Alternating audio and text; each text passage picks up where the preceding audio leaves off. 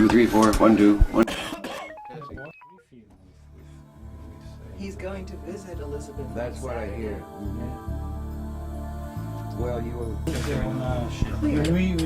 Clear. It was a clear night. It was dark but clear. And then I saw also a carry. A square. I said, wait a minute. C'était pas moi qui décidais. It wasn't his decision. He was just pulled. Oh, you see, once you learn that, then you can go up and down, too. This way, Yeah, right, yeah. Lance?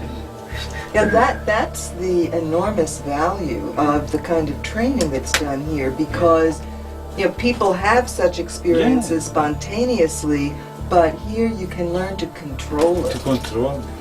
to go where you want to go, not where you are pulled. No.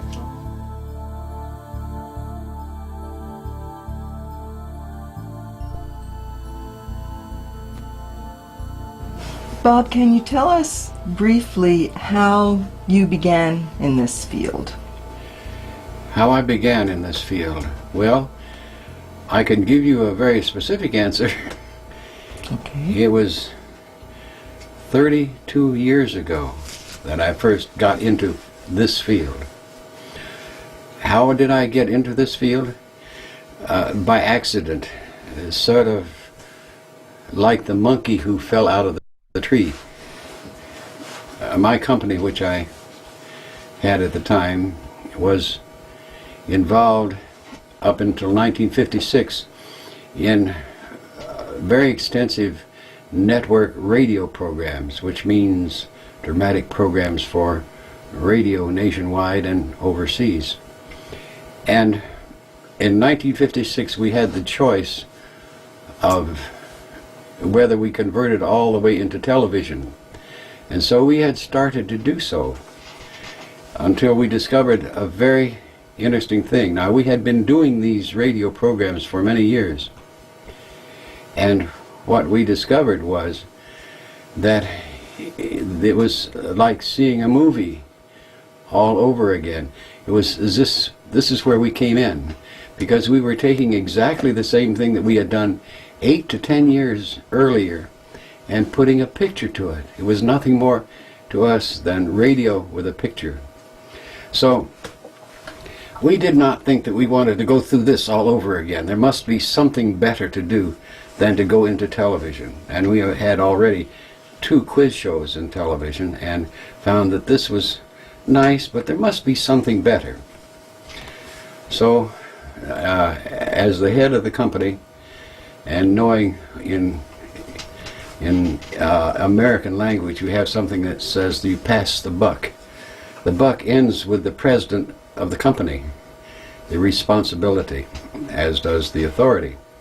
So I decided we would try something else, and being very professional in sound, we naturally began to think of some way to use sound as a new means of a new direction for our company. And what we first came up with and started conducting in our research and development division of our company was how to help people learn while they are asleep. Very interesting parable that all the way back in 1956 we started conducting studies how to do this. And the first problem is how to get people to sleep. Because you can't take a subject and say, now go to sleep. You have to, and you do not want to give them chemicals or drugs to go to sleep, because that won't serve the purpose. So we began to use sound to help people to get to sleep. And that's how we first began to get into the technology of what we have since become. But along the way, a very interesting thing took place. In that research pattern, I was the chief subject because I demanded it, because I was very curious. So as the chief subject in all of these patterns of finding ways to help people go to sleep by sound use, evidently I absorbed something. Because in 1958 then, I had this great, frightening, terrifying change take place in my life. And I have written about this, as you know, in several books, and it's very, I guess, common knowledge even throughout the world, because the books have been translated into various languages. But simply put, at that time I began to experience moving out of my body, and that was the final thing of something that had begun a year at least or more before that time. I began to have, quote, dreams about, and I was an airplane pilot, so you can understand how that would take place. I began to have dreams about taxiing to the runway on an airport and getting the plane off the ground, and once I got it off the ground, that I would look up and here are all these wires. It was as if one were flying down a street, and there were all these power lines overhead and telephone lines, and you couldn't find a hole to get out of it. And that dream had gone on, a recurring dream, for at least a year. And then shortly before this big thing took place in '58, I also began to experience a funny kind of vibration.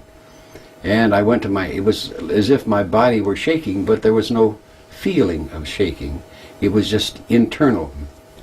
And I went hurrying to my favorite doctor, and he examined me and says, "Oh, you are working too hard. You are stress-filled, but there's nothing wrong with you. Go take a pill and relax or something." Well, not necessarily being a pill taker, that did not work too well.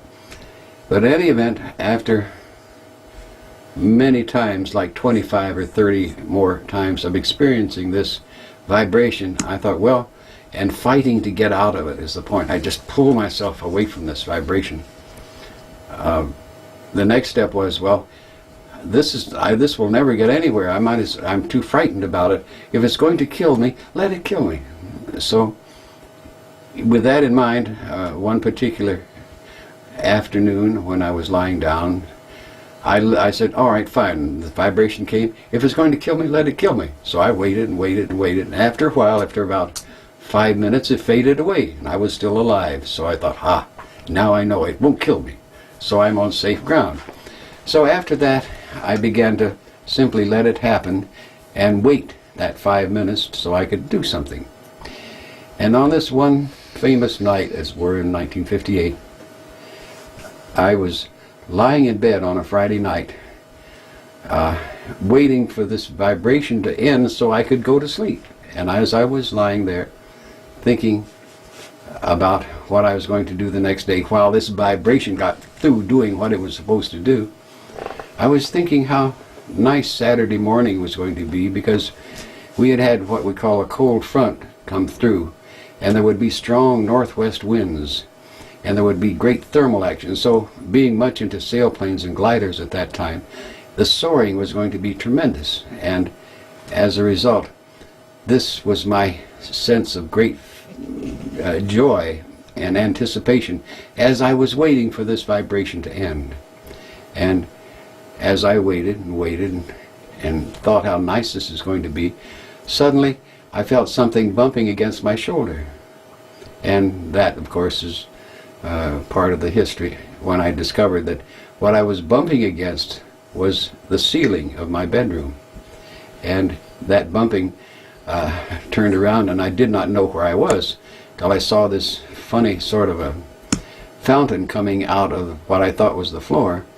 And I thought, where am I? This is a funny kind of dream. And I looked more closely, and I thought, there's something terribly wrong. This is not a fountain, this is the chandelier.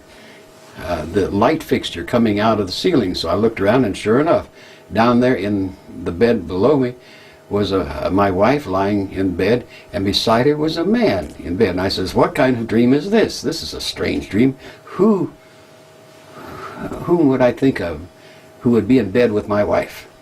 And I said, I can't resist finding out. So I moved a little closer, and then this great shock came over me, because the person in bed with my wife was me. And then the fright came, the terror. What am I doing? Am I dying? Let me get back, quick, something. So I went through the air like this, swimming through the air to get back to the body, and got back in the body. That was the first time that I, in turn, found out. And then very quickly I sat up and everything was quiet. My heart was racing because I was excited, but everything else was fine. My wife's asleep, quiet, nothing, no problem. So that is exactly how it began, all the way back in 1958. It took many visits to a doctor to find out that I did not have a brain tumor. It took reassurances from a very well-known psychiatrist friend who said, "I can certify that you're sane, Bob." I said, "Well, what's the matter with me? And what's this thing that's happening to me?" And he said, "Well, I think that you are doing what is known as conscious dreaming." And I looked at him and I said, "Oh, what's conscious dreaming?" He says, "I don't know, I just made it up." And I said, thank you.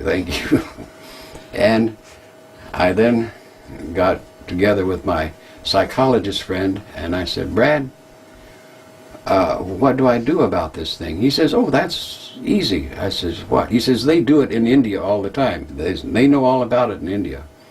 And I said, "Well, what should I do then?" He says, "Well, I would think you should go to India and study under a guru and live in an ashram until you know all about it." And I said, "Well, how long would that take?" And he said, "Oh, probably 10 or 20 years." I said, 10 or 20 years? What about my business? What about my mortgaged house? What about my wife and my 2 children? He says, "Oh, this is important." And I looked at him very hard in the face and I said, "Brad, if this were you, what would you do?" And he looked at me with his eyes. He says, "Robert," he says, "it's not happening to me, it's happening to you." And he waved goodbye. So that was the response of that beginning. And being of a stubborn variety, knowing that I did not have a brain tumor, knowing that physically I was all right, and the 2 people that I trusted most in the mental health field knew me so well that they said, "Oh, you have no mental problem. What does one do?" So the natural response that I had, in my way of thinking, being a Western mind, I couldn't see going to India and spending 10 years living in an ashram. That would not be very comfortable for me. And also, that's not the way I think. I'm a Western mind. So being very stubborn, what I did is to turn around and establish a research and development division in my company, taking the one that we had and moved it over in this other direction to find out what's happening to me, or find out something, so that I in turn could have some answers for me. So it was a very selfish motivation, and in the beginning it was nothing noble or wanting to help the world or humankind, not that at all. I needed the help. I had a company that could spend R&D funds to do this, and that's how it began. And a footnote, bear in mind that it took a full year after this first took place for me to finally come to the conclusion that this was real, that it was not a dream, that it was not an hallucination, that it actually took place.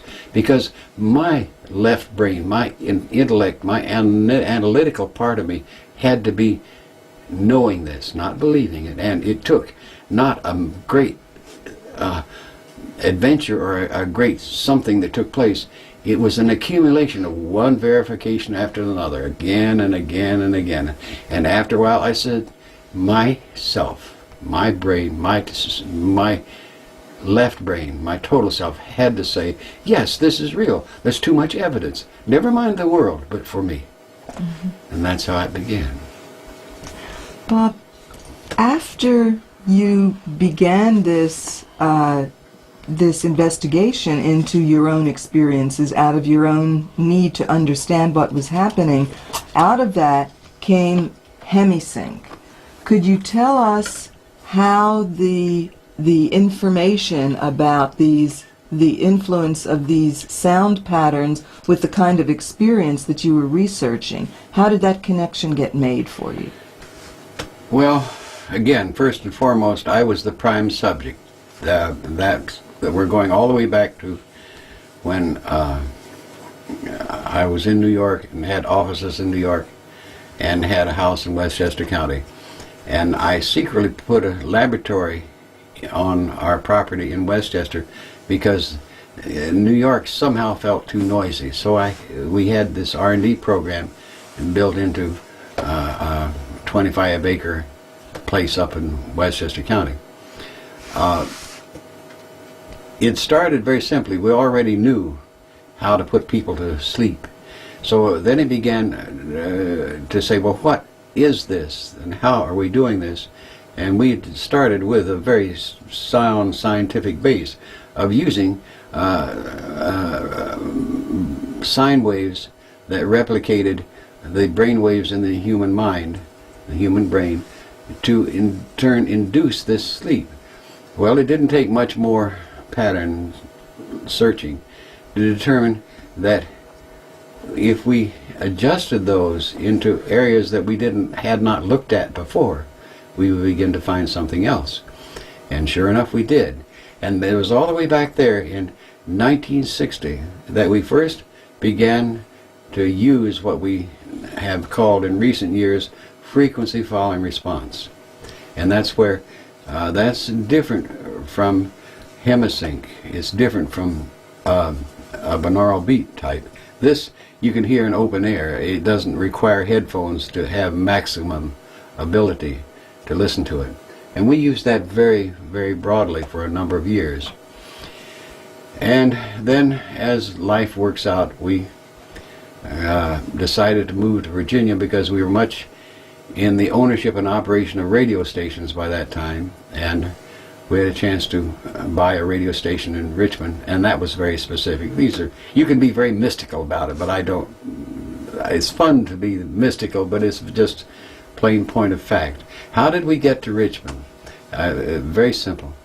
My childhood was spent in Lexington, Kentucky, over here, and I wanted to be closer to the ocean because I loved the ocean. So I drew a latitude line over east, and it ran through Richmond, Virginia. And I thought, well, it would be nice to have a radio station in Richmond. We had two already in North Carolina down here, and that would be close by. Well, it would be, say, about 2 weeks after I drew that line on the map that went through Richmond, Virginia, that a broker called me and he says, Mr. Monroe, I have a radio station for sale in Richmond, Virginia. And so that's how we got to Virginia. We bought the station, closed down, and moved all of our offices, including the Research and Development Division. We moved it down to Richmond and set up a facility in Richmond, Virginia. And that's how we got to Virginia. It was nothing magical and mystical. And you could say, oh, look at what happened. You drew the line and then this magic took place. The interesting part was that I probably had asked this same broker some time back to look around, and he had found this. It wasn't that the coincidence was only maybe in time, but he had known about this station beforehand and simply called the owner, and the owner finally says, yes, I'll sell it. So it was very, very ordinary, nothing fancy. But as in terms of the Hemi-Sync process itself, the Hemi-Sync process didn't really take place until the 70s, and by that time we had moved over to Charlottesville, Virginia, and gotten into cable television, and that was the new thing to do as against radio stations. And we had, through an association with by that time I had accumulated about 8 or 9 different engineers and scientists and doctors in Virginia, and we, as a group, it was nothing again mystical or magical, we decided that would be the good way to do it, to create a binaural beat, and that's how Hemi-Sync was born. And that is, you know how it works, I'm sure. That's by setting one kind of signal, say a 100 hertz signal in this ear, and then 104 hertz over here, and the differential, that 4 hertz, is synthesized by the mind, the brain. You can't hear it, it's too low in frequency to hear. But it is very effective to get that 4 hertz, which is a brainwave frequency, into the human mind. Bob, Hemi-Sync has been used. Let's cut for a second. Get a good- Yes. And we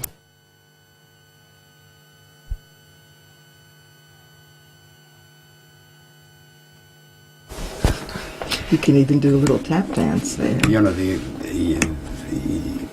instruction about females. yeah. Whenever you see a female going like that, and she crosses her legs and goes like that, what does she mean? I don't Think. Oh, DSP. Bob, what is the usefulness of Hemi-Sync in exploring different states of consciousness?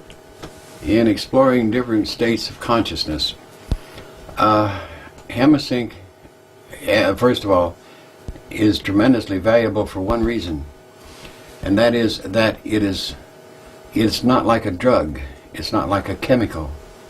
It is a sound, and as a sound, it in turn doesn't invade the body, as it were. It's not even like electrical stimulation where you force the body to do things by electricity. What it also means is that the mind can accept it or reject it. In other words, it's not something that forces itself into you like this. It says here, and it is. So the applications are so broad that we really don't know all of them. We uncover new ones all the time. Let's take the extremes. You can use Hemi-Sync to keep you awake, totally focused attention, wide awake and alert. And over here, you can put a person to sleep, into natural sleep. And the in between are all of these many, many different ways, different states of consciousness that Hemi-Sync can be used to perform things. And let's go to the wake stage first of all. You can be super awake.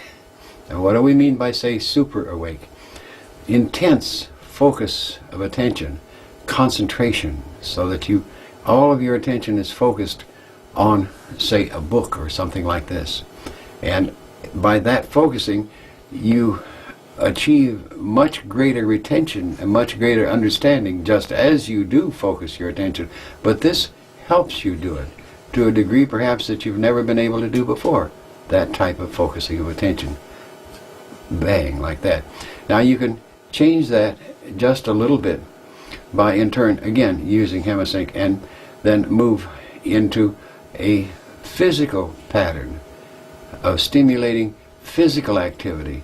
And that's why, again, focusing of attention on physical activity in sports, for example. And we have an application that we used in golf that the best example we know, the president of this state golf association sliced 11 strokes off his score just by using this. It's that kind of thing. But it is because it let him focus his attention on the physical activity. Then you move and you can see something's taking place here, that you can then move that focus of attention in many different ways. It's great because you can take that whole skein of wakefulness and use it in a number of different ways. Then the next thing that importantly takes place is that you can shift that attention, that mind consciousness into other types of states, all the way down, and you're not even asleep yet. So look at this. And there's all of these in between. And we have some very profound ones that we've developed that, mind you, you're not asleep, but you are awake. So we have a state that we can achieve by Hemi-Sync that lets your mind be awake and your body asleep. Now that means that the characteristics of your body, your physical body, are sleep. And this makes a very, very great discovery available to you, And that is that you don't need all that physical sensory input of your five senses to be awake, to be able to think, to be conscious. And that's a great, great discovery, because we always think we have to have all this physical sensory input in order to think. We don't need it. And that's a big discovery. And Hemi-Sync lets you get there very easily to learn that important pattern.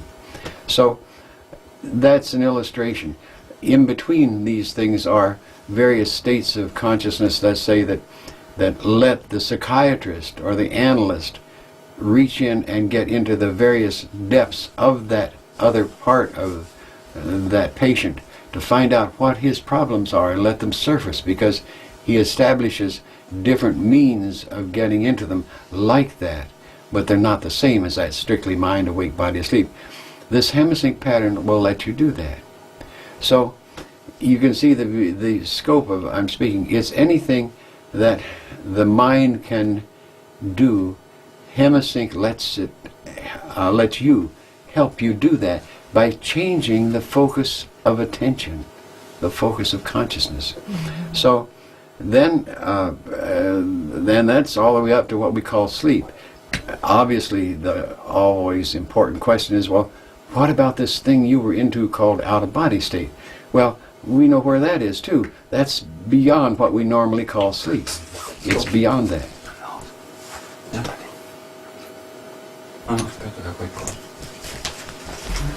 Aqui. No, aspetta che verifico. Got a problem? Piano. Did I kick it? Je sais pas si, Non, non. si c'est le microphone ou c'est seulement... No. 1, 2, 3. Cambio piano. It's okay.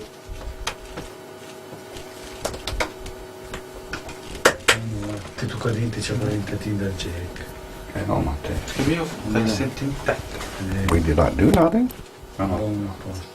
Sento un po'. Tic-tac, avanti, cambio piano, pure bene. 1, 2, 3, 4. Perfetto. Ascolta. Sorry,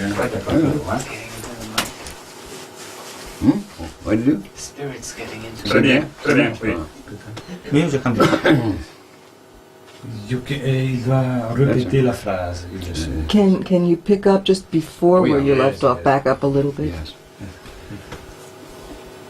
So you see, one of the things that begins to emerge here is through the use of these sound patterns, we can help, not force, the mind to get into these other ways of thinking, if you put it that way, these other ways of perceiving.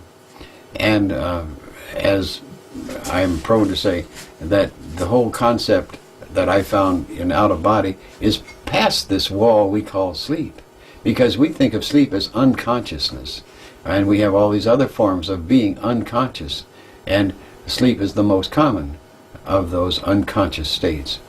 So what we're doing, utilizing this Hemi-Sync, is to let the individual have, for the first time, control over his consciousness. And in relation to that, one of the key things that we have found is that this can, once we help a person learn this particular state, he in turn is as if he can restore that at will. He can, he has a memory of it, and he can recall it. It's as if you can recall when you were, let's say, dancing in the dark, if you want, or whatever, that you can recall it, and there it is again. So if you have a given state created by Hemi-Sync, you remember the effect, and you can be that again. Very important. So if you take that perspective, you can see that there is no limit, and steadily all the time there are various uses found for this different pattern, and there are multiple patterns. We're so far beyond just one little signal doing something. In our latest approach to it, what we had as one signal is now 7 signals, and we may have as many as 5 of those one signals that were 7, so we now have something like 35 different Hemi-Sync signal patterns on one application or one use. So we've gotten very deep into it. But the whole point that's so significant to us is what has emerged out of all of this. What has come out is that, first of all, because bear in mind that we have long ago gone past, quite naturally, because I demanded it, I needed the answers. So we went past this thing, this unconsciousness called sleep, to find out what was happening later on, where we are not getting too much signals from the physical body. What's happening out there? And there was an important thing came out of it, and that is that consciousness is a continuum. It does not stop when we lose consciousness here. If we are not conscious here, we are conscious there, whatever there is. I don't pretend to say what that definition of there is, but we are there. So that means very simply, when you go to sleep here, you don't lose consciousness, you just shift along the spectrum of consciousness to another kind of wakefulness.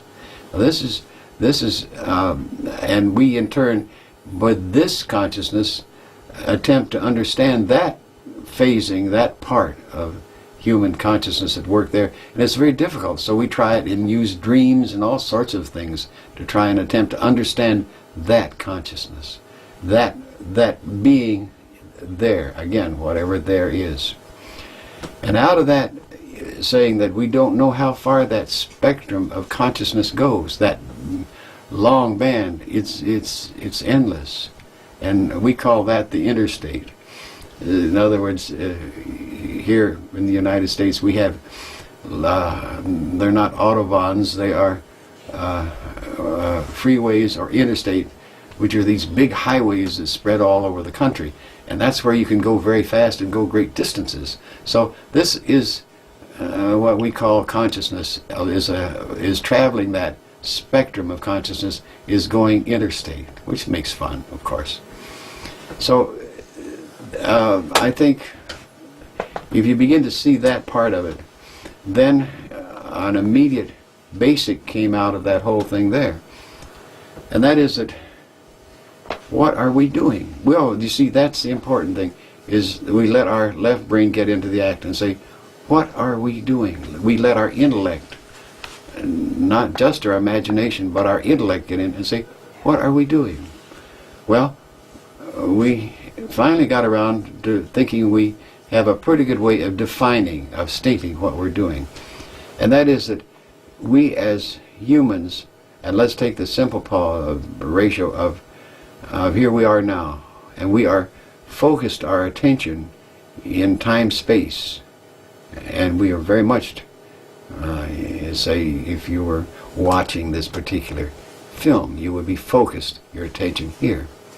And that is that type of phasing. We are in phase with time-space. Now, if you don't look away from the TV or something and are thinking about what you will do tomorrow morning when you get up, you are a little bit out of phase, because you're not concerned with this here now. You are thinking and doing nothing but thinking. And when you do that, then you're a little bit out of phase with time-space. So you can get the patterns of phase relationships. You're still here, and your consciousness is not only here in your physical self, but you're a little bit out of phase.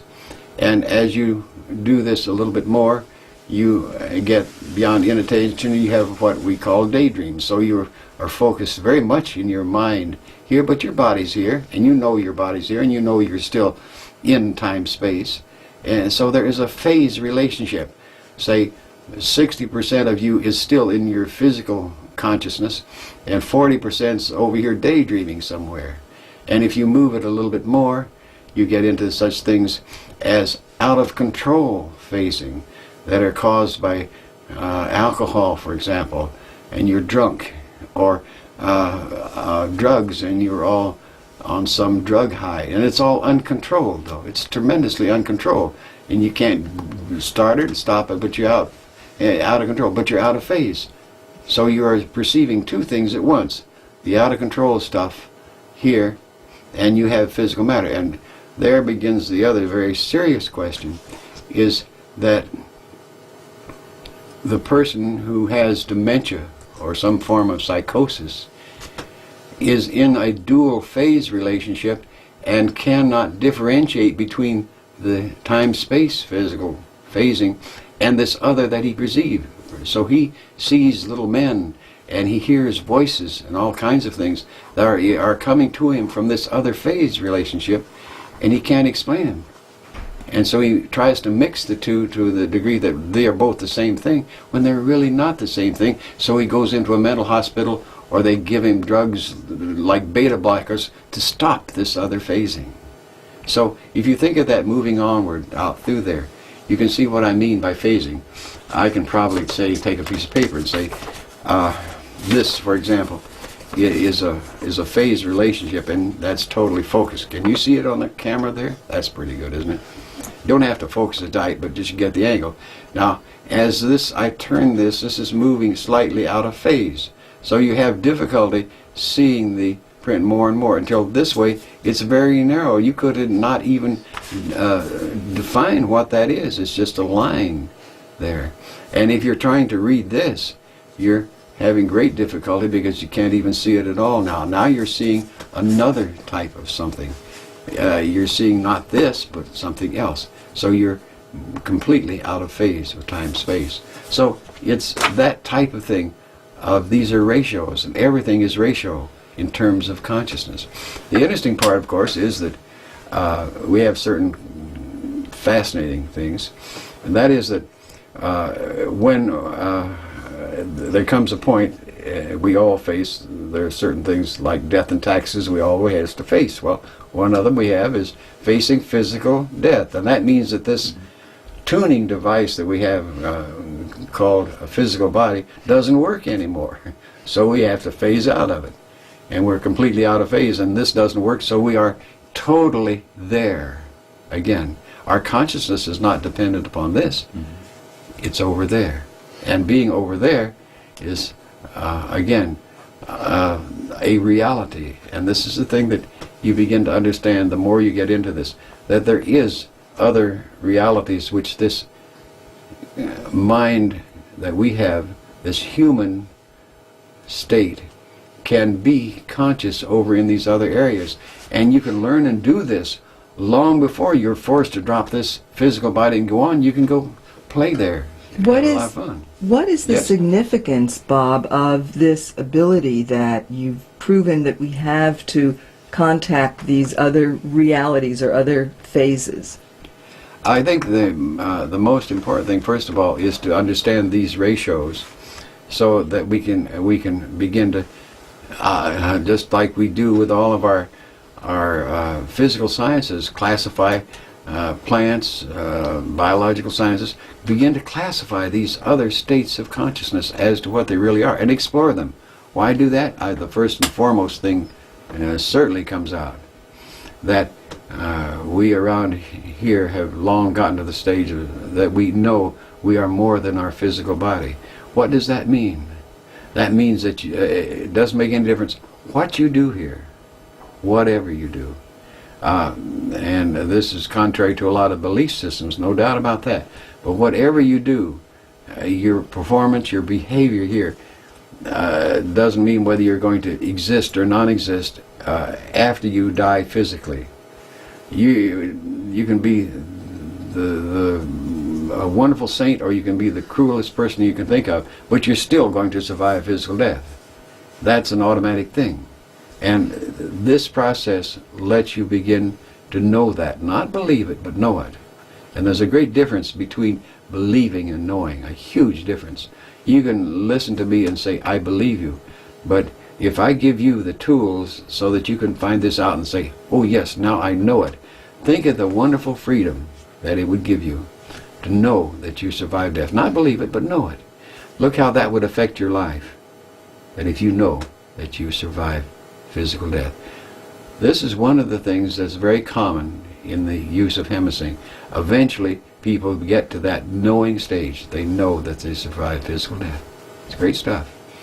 because that let you play here, that let you live that much more fully, simply because that thing that's controlled you so much in your life, the fear of death, no longer exists. Bob, given what you've been saying, what is the purpose of our playing here? What are we here for? Well, that's absurdly easy. And I say absurd because it's so apparent once you begin to look at it with what I call a different overview, from another perspective. Look at it. It's best described as you come here as a vortex of energy, and I might add as an alien to this Earth life system. You don't belong here, so you try to change it. Humans try to change it. They don't like the way trees are planted, so they plant them in rows when this system says do it this way, and they want it a nice tree. That's typical of humankind. But why do we come to this thing we call the Earth and live on Earth and be human? Very, very fascinating but obvious answer. And the more you look at it, the more obvious it becomes to you. And that is that you came here to learn. Now, what did you come to learn? These are nice, neat questions. What did you come to learn? You came to learn a measurement system. This is a system of opposites, of polarities. And we quickly give them labels like positive and negative, good, bad, these kinds of things. We learn this measurement system, very important. We learn it, the system of measurement. And a great system of measurement that we learn is pain, pleasure. And we know, how in the world could you know pleasure if you didn't know pain? The most boring thing that you could do is have a very even life with no pain or no pleasure. You couldn't stand it. You've got to have these, and we search for those pain and pleasure things. We go out of our way to do it. So if you think in terms of the whole concept of living here to learn measurements, now that's the first. The second is very interesting, is that you learn to manipulate energy. I move my arms like this, my hands, I move my eyes and so on. I'm manipulating energy to do that. That's a use of 5 or 6 types of energy that let me move my arm. And we learn these very automatically. And I can tell you from deep personal experience that that simple ability that we take so much for granted of learning to manipulate energy is incredibly valuable in other energy systems. You'd be amazed how much value that we think are ordinary things. Keeping your balance, for example. We automatically learn how to stay balanced in this gravitic pattern. But over there, it's wonderful. You can use these kinds of things. So these are the 2 key things, but the most important thing of all. We come here to learn and acquire an intellect. It's strange. An intellect. We acquire, intelligence is not enough of the word, an intellect, an analytical ability. We come here to learn that. We use the metaphor left brain. We learn to acquire a left brain by living here and being here. That's the real valuable tool that we come and pick up. So you think that combination puts together a being that is a super being, and that's true, except a terrible thing happens, as they say, on the way to the store. We think we come and learn this, and we think we will go and take off and go back where we came from. And with all of intercut. We can Probably buy this book. In Italian? In Italian, I don't know, but I can very well your editor in Italy. Your first book exists in Italian. Yes. Edizioni Mediterranee. He is a good friend for me. Oh, I'm glad to know that, because Yeah. I was talking with an Italian participant who was here for Gateway Voyage about 2 weeks ago, who was so eager to get the other books I- translated into Italian, he was Yeah. going to look for the editor Yeah. and try and make an appointment with him. Yeah, okay. If it is necessary, if you agree, I can give you this address. Yes. All right, sure. In Italy, yes. And I know also an Italian parapsychology who made a research about out-body experience, but not in your form. She made just an empirical with interviews. Yes, how many people has this kind this kind of interview, in which form and so. Well, Like Mr. Carlis Osis in Yes, New I know York. Carlis, Yes? mhm. Yes. And I know him very well. And last year I met with him I met a film about reincarnation. And so I met Jan Stevenson in Bologna, in Italy. He was there. And he's a very interesting man. Very interesting. Very kind. And I know also very well, I could say, Miss Kubler-Ross. Oh, yes. I met 3 films with He's going to Elizabeth, visit Elizabeth. That's on what I Saturday. hear. Yeah. Well, you will just be in another part of Virginia. Clear. Nuit claire. It was a clear night. It was dark but clear. And then I saw also Mais bon, Carrie. A square. Oui, mais c'était pas moi qui décidais. It wasn't his decision. He was just pulled left. Well, you see, once you learn that, then you can go up and down, too. This way, not right, Yeah. left. Yeah, that's the enormous value of the kind of training that's done here, because people have such experiences spontaneously, but here you can learn to control To it, control. to go where you want to go, not where you are no, pulled. Parla. Non, c'était vraiment. It was Did you very, ever very go down important. right into the earth? Did you ever go Yes, into we've the done earth? that a number of times. I guess all Down together to over the the- years, into we've had the- 25 or 30 people go through there and come out the other side. Uh-huh. It's a little disconcerting, disturbing. But you never found any hollow space in there. We didn't. Because I didn't either, but there's so many books about I know there's a lot of books about it, but we didn't find anything. The heat? Did you experience? You don't notice heat. I No didn't. temperature. None of our people. But the fun part was just coming out, deciding where you're coming out. Come out and you're in the ocean, bottom of the ocean, and come up through. You see, where am I? You don't know where you are. 2, 3, 4, 1, 2, 1, 2. Testing. Post? Testing. 1, 2 and a half. senses. 1, 2, 3. Okay. Rolling. That's right. On. Yep. The most important thing, though, is to understand that the sum of all of these reasons, the system of measurement that we learn, the comparatives, the positives, the negatives, as we've just said, these various types of patterns are all tremendously important. Just as the fact that we use these things elsewhere, that we pick up here. And that key thing of intellect is so vital, because that is the one that makes it run. Put another way, we came here and here in a certain form, in a certain way, and we came with what we call a right brain, which is another part of a symbol, of course, but it's a way of being. But we did not have this intellect when we came, and we began to learn and acquire this intellect for the very purpose that was that wonderful balance. And the important thing is to understand that that is the difference between learning and non-learning, and that is to acquire and use that intellect.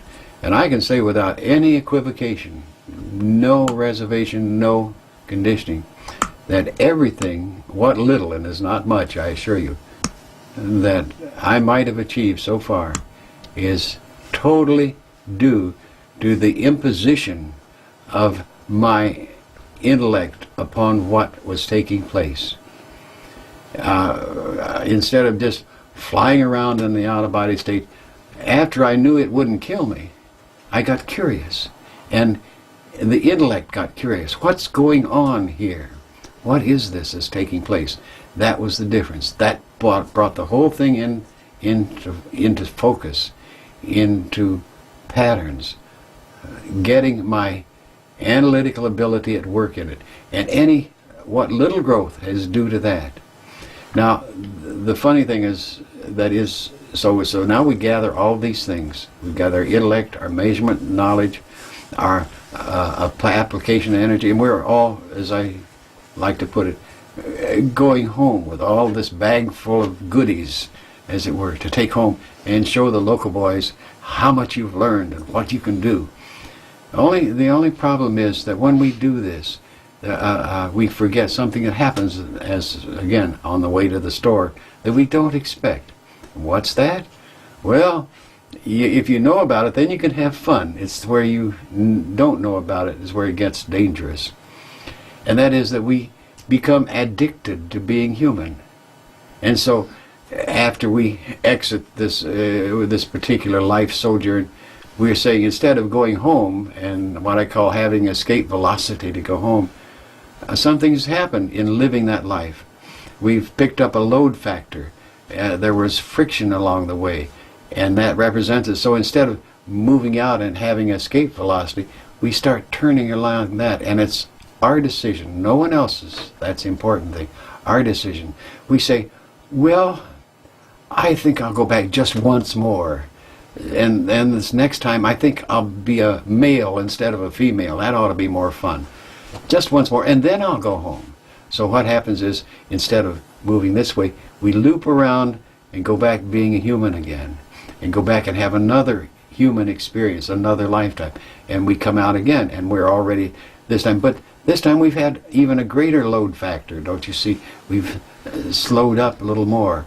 We haven't got the speed that we did. We have a greater load, and so we're now in orbit, and we have a decaying orbit, because when we come up around the orbit like this, instead of going on, we say, oh, I got to go back because I have never seen Paris, and I'd like to go to Paris for once in my life, and I'd like to just go there. So whole purpose to go back and live again so that I can go to Paris.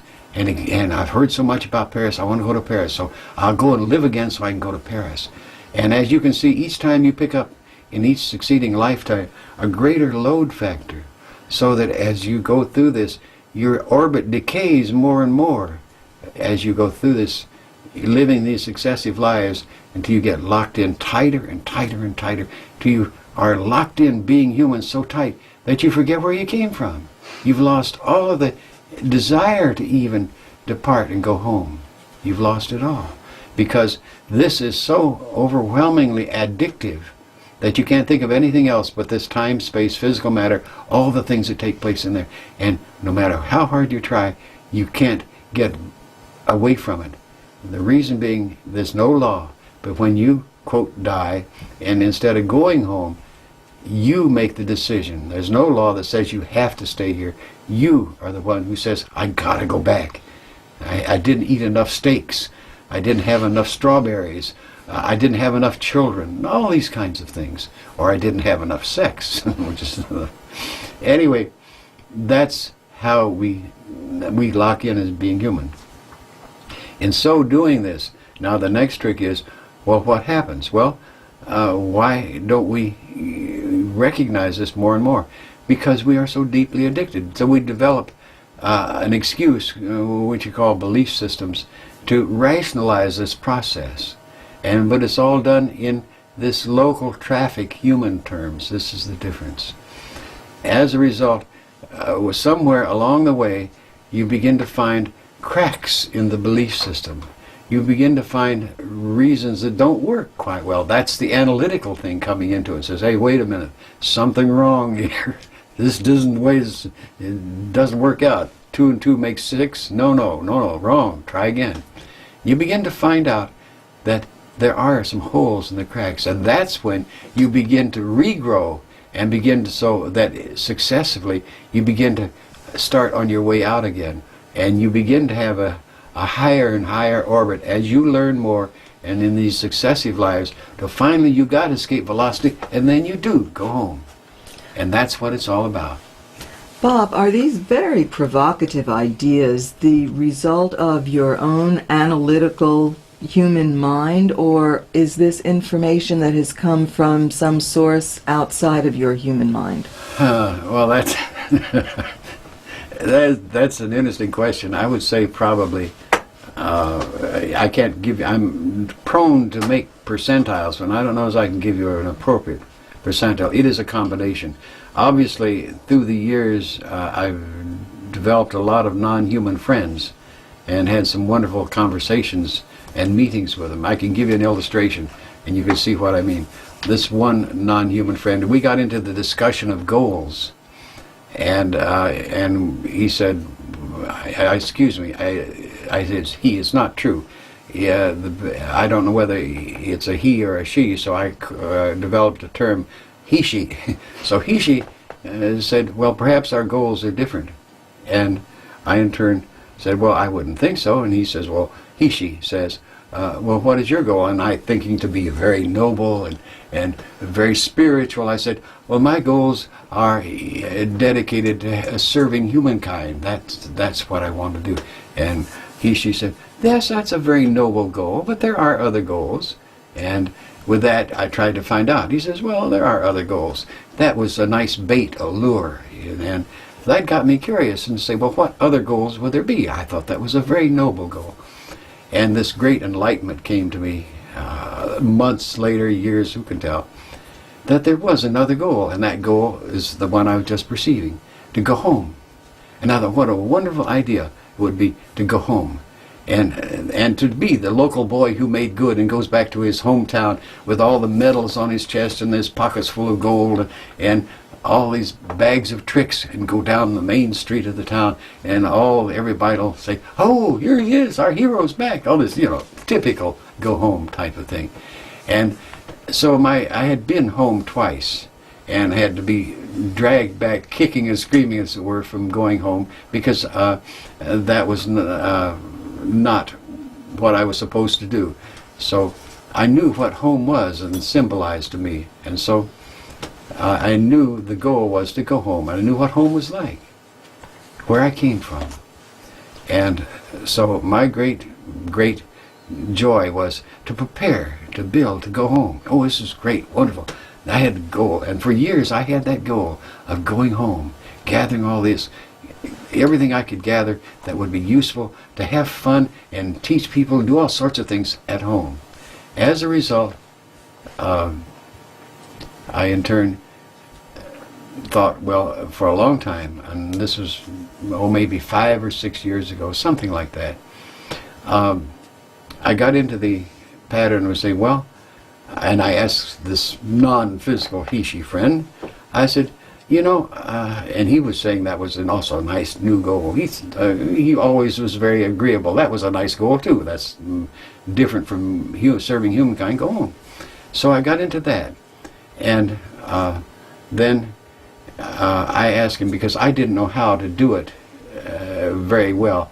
So he taught me. He says, "I'll show you how you can go home for a visit." I just wanted to get a little visit, to stimulate me more, saying, "Oh, what a wonderful thing it would be to go home." And so I wanted to get a taste of home again, and I knew what it was like. So he showed me how to do this, and I learned what I call the quick switch method, get from here to there.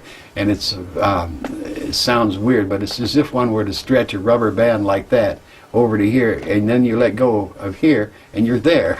Click, like that. And I call it the quick switch method of getting somewhere. And as a result, in using this, I suddenly was home.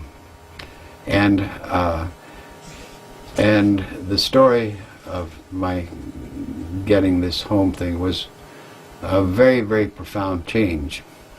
Because I went and got home, and here were these that I remembered so beautifully. They were huge, roiling clouds, And the clouds had many, many different hues, bright colors within them, shifting like rainbow colors all through them. And you could lie in the clouds and just observe this spectacle of change. And it was not all round rolling. There were cubes and everything else, all sorts of types of different types of symbol forms flowing round and through this. And you lie there and it's so beautiful. And then as you were there, and I'm using time-space terms to express it because it's the only way you can do it. And as you would lie there, you would hear this tremendous music. And I interpreted it as music, but it was something else. But it was, of course, a form of vibration. But it expressed itself to me in music, beautiful, beautiful music, like a massive symphony orchestra, beautifully conducted. And over here was a magnificent choir of 1,000 human voices, and you're listening to all of this. And in this return quick visit, I lay back in the clouds and looked at these beautiful patterns and heard this exquisite music. And I perhaps might have stayed there forever, except what I had grown, and that was my left brain. Because I was lying there and I looked at something and my attention got caught. And what was it? And I looked again, perceived again, and it was right. Here was a pattern of clouds that went like this, for example, and then went on. And if you waited long enough, that same pattern of clouds came along and it went like this and went on. It was a loop. It was a continuous loop. It was nothing new in the loop. If you get the same thing came back again and again and again. And I then listened to the music. And sure enough, here's a beautiful melody line going doo-doo-doo-doo-doo. And if you waited long enough, the same instrument and the same melody line will be repeated. Doo-doo-doo-doo-doo. And with that, I sat up and had a great sigh of and because I realized that then I knew why I had left home. Because I was bored. There was nothing new to learn there. I was curious. And I was bored with watching the clouds do the same thing forever and listening to the music do the same thing forever, and I didn't want to stay there any longer. And that's why I left home. And so one final thing, I realized that I was as if I had outgrown the glove and couldn't fit there anymore. And to be sure of this, because it was an overwhelming sadness after having devoted years of anticipation to going home, I went back and down in, and here's what I call curls, which are children playing games. And I had all these new games that I had learned being human and tried to teach them. And they says, we don't want your games, we got our own games, we don't want. I said, here's some new ones, we don't want new games. And then sadly, I left. And I realized then that I truly had outgrown home, and I couldn't go home any. It wasn't possible for me to go home. So that goal was closed off, and so you can. I suffered quite a bit of depression from the fact that that goal was closed off to me, and to go back and serve humankind was nothing. I couldn't go back to do that, so that left a big vacuum, and I could go on and tell you much about that vacuum, but I did find another answer, obviously, after quite a long pattern. I'd like to... On a encore 4 minutes. Non, on change la cassette. On change la cassette. You said now I was depressed. depressed, and you are. I am sure you are not depressed. No. And we can't stop now. Also. You understand? Please. Le nouveau. Du musst dann in der Serie sagen. Und dann in der nächsten Serie oder die andere. Nein, aber mach nichts. Aber weißt du, es ist so schade, dass wenn man schon da ist, man kann auch 2 Sendungen machen. Warum nicht? Das ist einmalig, also für mich. Mark, you need something from me? Est-ce que vous encore? No. Si gira, silenzio per favore. Ok. rolling. Bob, will you tell us what this new goal is? Well, it wasn't quite that simple. The new goal that reawakened me out of this was, as happens, I met another friend. And this other friend, I gave another type of name to simply because of the fact that I could not, how to put it, I couldn't understand him in any him. It's a he, she again. And I didn't want to use the he, she name, so what I called this new friend was Inspect, short for intelligent species, which meant that I was not an intelligent species. And a very, very deep and warm relationship developed with this non-physical being, and I never saw him in a physical form. He didn't have a form. He was just an energy. And we had, and that went on for a number of years, until suddenly, and I must say there's another part to that. And I asked where his home was. And he said, would you like to go on the way to my home? And I will show you. And I said, oh my, yes, please, please. And so he did. And that became my new goal, was to become an Inspect. One of this, because the exquisite, all the things that we express as being idyllic, love, joy, relationships, all these type of melding of unification was expressed when I went and just on the edges of this Inspect's home. It was a beautiful, beautiful goal to be that.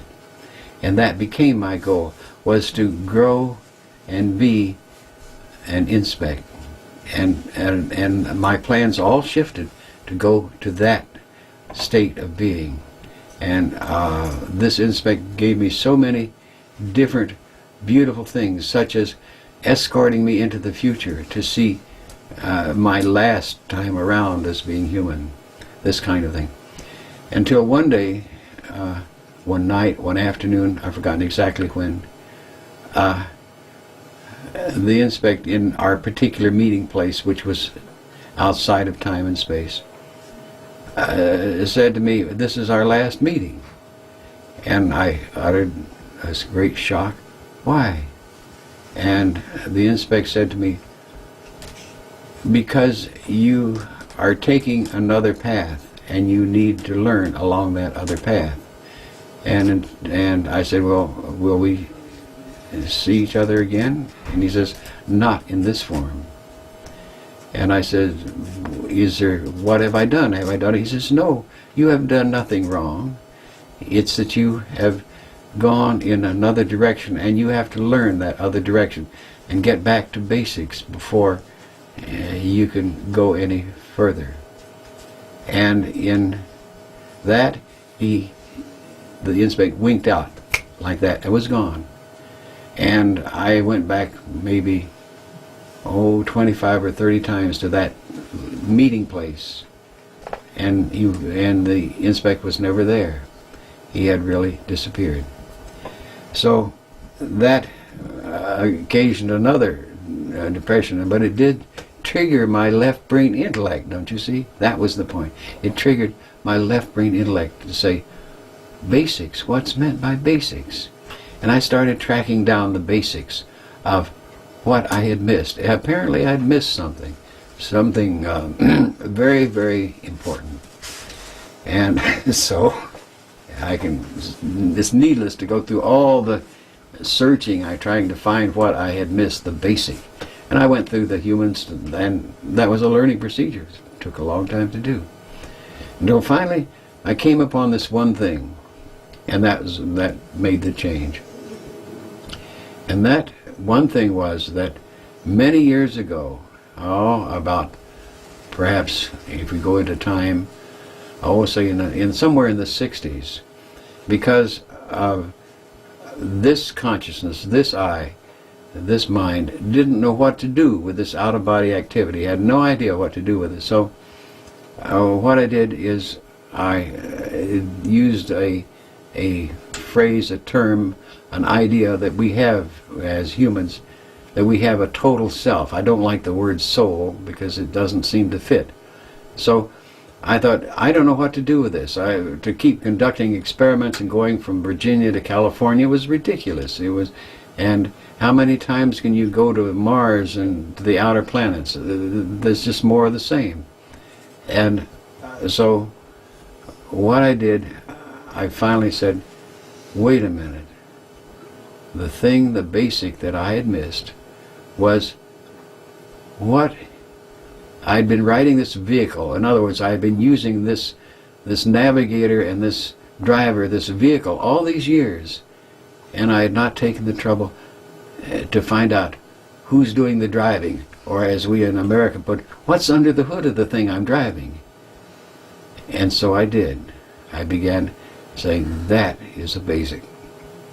And in looking at that basic, I opened a whole new pattern of finding out what that answer was. And that's a long thing, but that in turn did move me in a totally different direction and brought me to the knowledge that anything that I could conceive of now as a goal was inadequate to what the options or the availabilities are after I have graduated as being human. And that is the limitation that I see that humans place upon we, and I was a part of it, probably still am as a matter of fact. We place upon ourselves by our belief systems. We think that's only certain things that we can do, quote, after we leave here and are non-physical.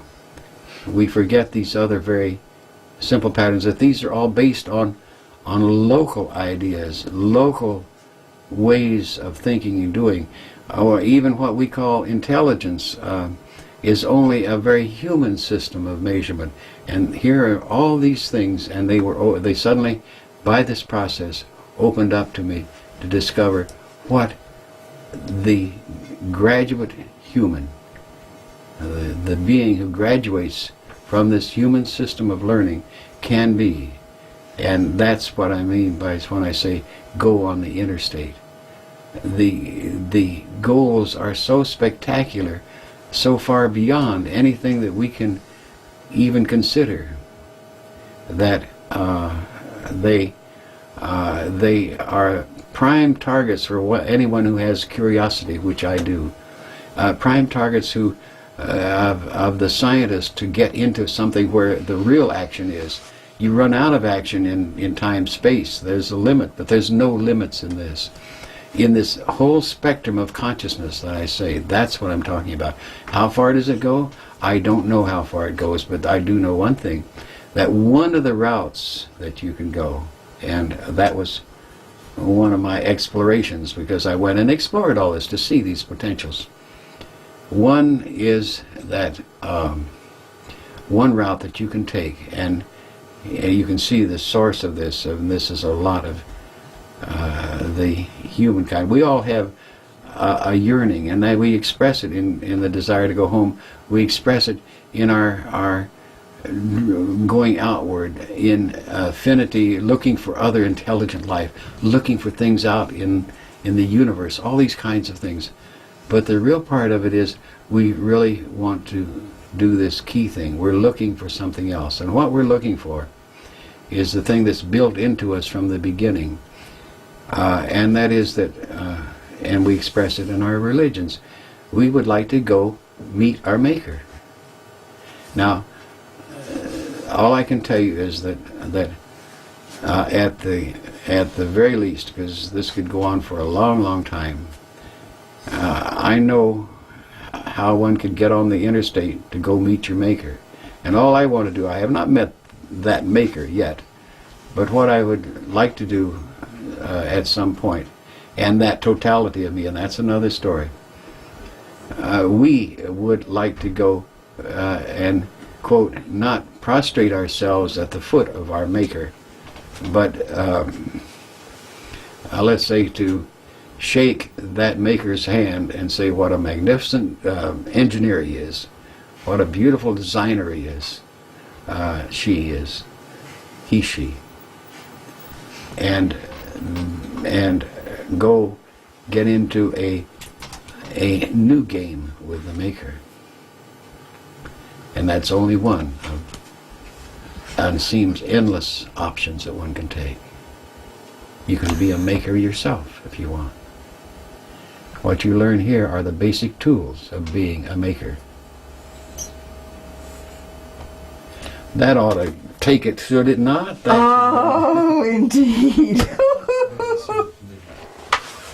Bob, I've heard you speak many times. You've outdone yourself. Ooh. Oh, man. Okay? Very slowly, huh? Yes.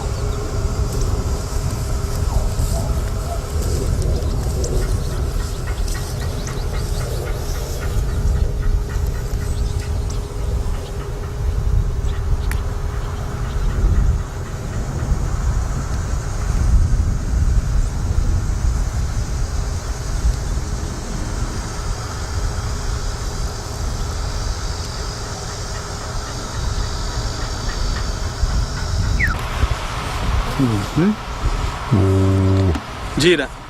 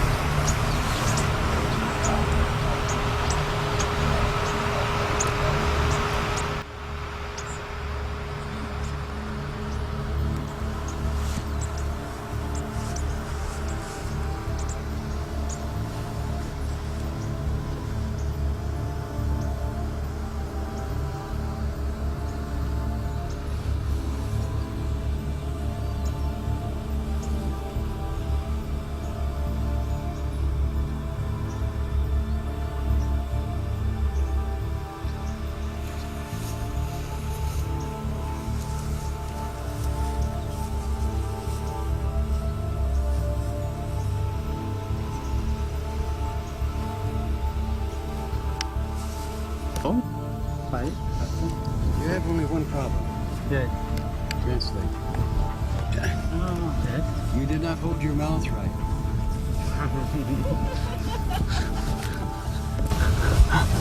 May dasara lang po.